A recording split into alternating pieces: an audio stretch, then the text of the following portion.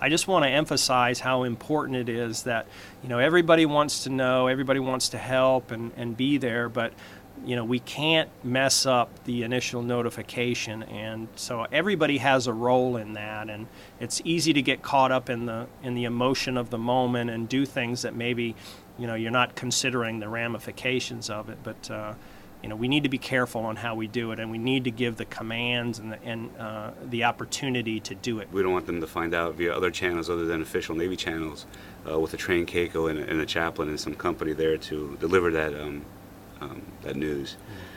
And it's also important to underline the fact that I know 100% for a fact that there's no sailor out there that wants to put something on Facebook that's detrimental or that dishonors somebody or does something that isn't honorable. So most of the time they go out there, hey, rest in peace, Joe, we're gonna miss you, without thinking, oh my God, does the family know? Right.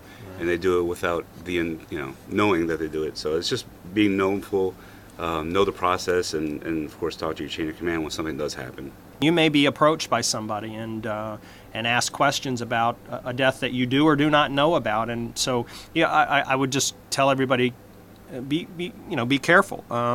Don't if they approach you, whether you are or are not in uniform, don't ever speak on behalf of the Navy, and certainly don't ever speculate on what's going on if you have no idea.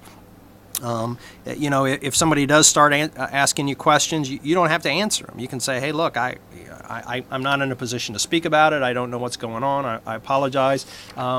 Why don't you contact the NSA Naples PAO or the region PAO or whatever the command PAO is, and that way that person can get accurate information.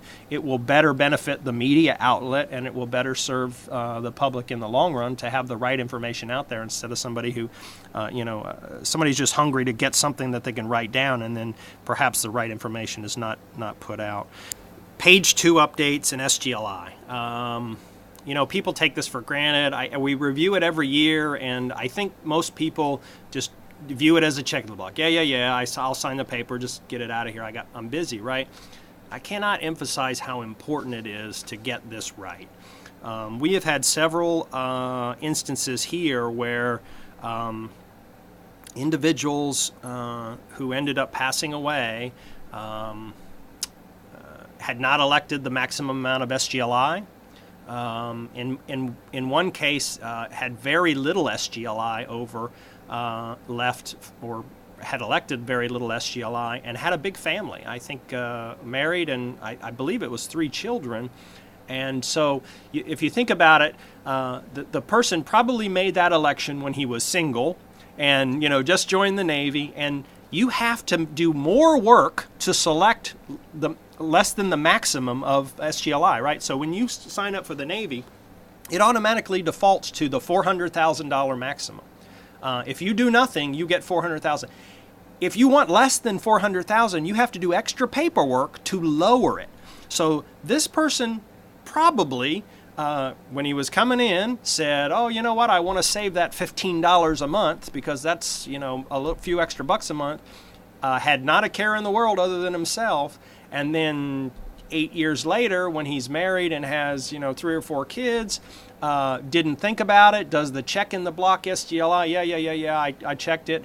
And then here you are, you're killed in a car wreck, or you come down with, something happens, you pass away, and your family is left uncared for, untaken care of, right? So I will tell you, from my opinion, is if there is anybody out there who has less than the maximum of SGLI, you are not doing your family right? You need to make sure that you have your finances in order, and that in the case of SGLI, you're thinking about and you're taking care of your family. So please, when you do your page 2 review this year, take a little extra time, look at it, and if you don't know what the ramifications of your choices are, stop.